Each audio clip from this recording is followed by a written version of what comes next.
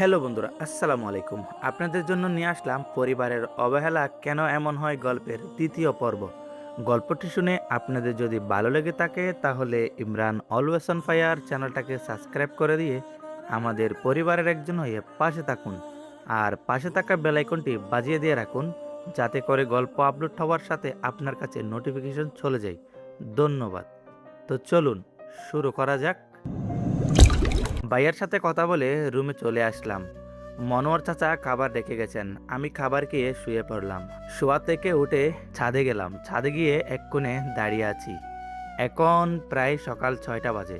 বাড়িতে শুধু আম্মু ঘুম থেকে উঠেছেন। আমি অবশ্য অনেক আগেই ঘুম থেকে উঠেছি।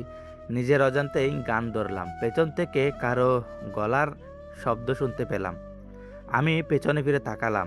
কাল রাতের মেয়েটি পিছনে দাঁড়িয়ে আছে, কিন্তু আজকে দেখতে আরো ভালো লাগছে মেয়েটাকে। কেমন জানি একটা টান টান অনুভব করছি। মেয়েটি বলে উঠল, শুভ সকাল। আমি বললাম, সুপ্রভাত। মেয়েটি বলল, এত সকালে এখানে? আমি বললাম, কেন, আসতে মানা নাকি? মেয়েটি বলল, আপনার বাড়ি, আপনাকে কে মানা করবে? আমি বললাম, মানে? মেয়েটি বলল, না মানে, আপনি এত বছর ধরে এখানে থাকেন, আপনাকে কে মানা করবে? আচ্ছা একটা কথা বলি। আমি বললাম, জি বলতে পারেন। মেয়েটি বলল, আপনাকে দেখতে খুব সুন্দর। কি সুন্দর বডি, পুরাই হেব্বি। আমি বললাম, পাম একটু কম দেন, নিতে পারছি না। মেয়েটি বলল, না সত্যি বলছি। আচ্ছা সব ঠিক আছে, কিন্তু আপনার চুল ছোট। আমি বললাম, কেন, সুন্দর লাগছে না? মেয়েটি বলল, না সুন্দর লাগছে, কিন্তু আরেকটু লম্বা হলে ভালো হতো। আমি বললাম, চুল লম্বা করার নিষেধ আছে। মেয়েটি বলল, কেন, আপনার সাহেব মানা করেছে নাকি? আমি বললাম, না। মেয়েটি বলল, তাহলে? আমি বললাম, বলা যাবে না। মেয়েটি বলল, বাব্বা, আপনারও সিক্রেট আছে? আমি বললাম, কেন, চাকর বলে কি সিক্রেট থাকতে নেই? মেয়েটি বলল, না এ কথা না। আচ্ছা আপনার নাম কি? আমি বললাম, আমার নাম আবুল। আপনার নাম? মেয়েটি বলল, আমার নাম হিয়া। আচ্ছা আমরা কি বন্ধু হতে পারি? আমি বললাম, না। হিয়া বলল, কেন? আমি বললাম, মালিকের সাথে চাকরের বন্ধুত্ব মানায় না। হিয়া বলল, কে বলেছে? আমি বললাম, সব কিছু কি বলতে হয় নাকি? আচ্ছা আমি নিচে যাচ্ছি, আপনি তাকেন। আমি হিয়া মানে ওই মেয়েটার কাছ থেকে নিচে চলে এলাম। রান্নাঘরে আসলাম। এখানে এসে আম্মুকে পেলাম। আমি বললাম, আম্মু কেমন আছো? আম্মু বলল, ভালো, তুমি? আমি বললাম, হ্যাঁ ভালো। আম্মু বলল, নাস্তা তৈরি করছি, খেয়ে নিজের ঘরে চলে যাও। আমি বললাম, আচ্ছা। তারপর আমি নাস্তা করে আমার রুমে চলে আসলাম, আর বের হলাম না। রুমে বসে আছি প্রায় 10টা হতে চললো। বাইরে থেকে ভাইয়া দরজায় কড়া নাড়ছেন। আমি দরজা খুলে দিলাম। ভাইয়া বলল, কিরে, দরজা জানালা লাগিয়ে বসে আছিস কেন? আমি বললাম, কি করব বলো, আমার তো কোনো কাজ নেই। ভাইয়া বলল, কিরে, আরও 3টে অ্যাওয়ার্ড? আমি বললাম, হুম। ভাইয়া বলল, কি কর্মস্থল পরিবর্তন হয়েছে নাকি, আগের জায়গায় আছিস? আমি বললাম, না এখনও বান্দরবনেই আছি। ভাইয়া বলল, আচ্ছা, কালকে রাতের কথা মনে আছে তো? আমি বললাম, কোন কথা ভাইয়া? ভাইয়া বলল, সে কি, তুই ভুলে গেছিস? কাল রাতে বললাম না আমার সাথে তোর ভাবিদের বাড়িতে যেতে হবে? আমি বললাম, ও আচ্ছা, আমি ভুলেই গেছিলাম। ভাইয়া বলল, রেডি হয়ে নে। আমি বললাম, এখনই? ভাইয়া বলল, হুম। আমি বললাম, আচ্ছা। ভাইয়া বলল, সাদার মাঝে কাজ করা একটা পাঞ্জাবি আছে না, ওটা পরবি। আমি বললাম, আচ্ছা পরবো, এখন যাও। ভাইয়া বলল, যাবো কি, তুই চল আমার সাথে, তোর ভাবিকে দেখবি।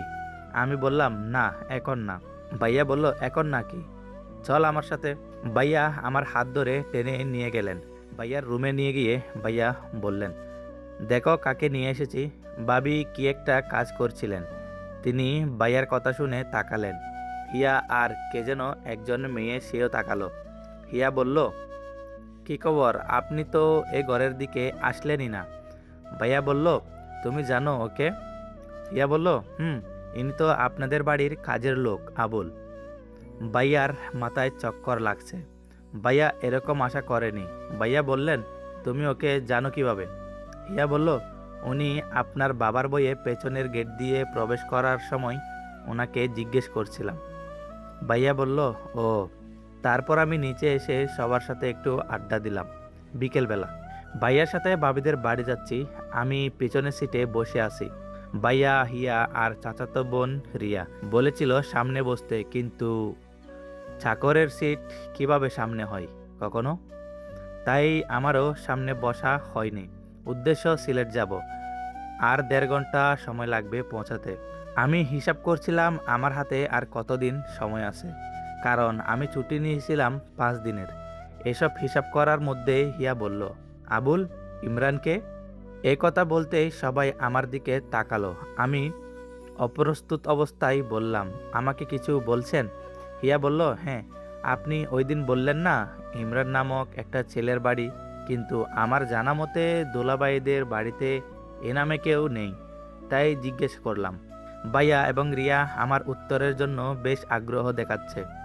ভাইয়া নিশ্চয় মনে মনে বলছে, দেখি কি উত্তর দেশ তুই এবার। আমি উত্তর দিলাম, সজল ভাইয়ের একটা ছোট ভাই ছিল, তার নাম ইমরান। সে 6 বছর বয়সে মারা যায়। হিয়া বলল, দুলাভাইয়ের যে একটা ভাই ছিল সে সম্পর্কে তো আমরা জানি না। আমি বললাম, এটা জেনে তো কোনো লাভ নেই, সে মারা গিয়েছে প্রায় 15 বছর আগে, তার সাথে তো আর কোনো লেনদেন নেই। আমি কি বোঝাতে চেয়েছি ভাইয়া তা ঠিকই বুঝে গিয়েছে। হিয়া ভাইয়াকে জিজ্ঞেস করলো, সত্যি কি দুলাভাই আপনার একটা ভাই ছিল? ভাইয়া বলল, আমার এক ভাই। আমি বললাম, হিয়া ম্যাম সাহেব, আপনি আমারে বিশ্বাস করলেন না।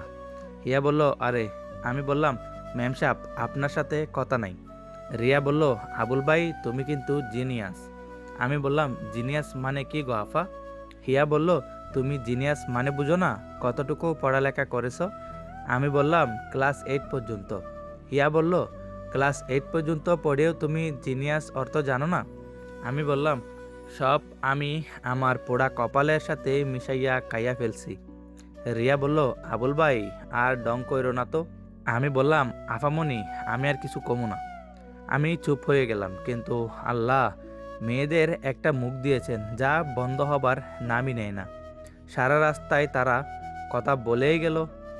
এদিকে তো হ্যালো বন্ধুরা, গল্পটি আপনাদের কাছে কেমন লাগলো তা অবশ্যই কমেন্ট করে জানাবেন।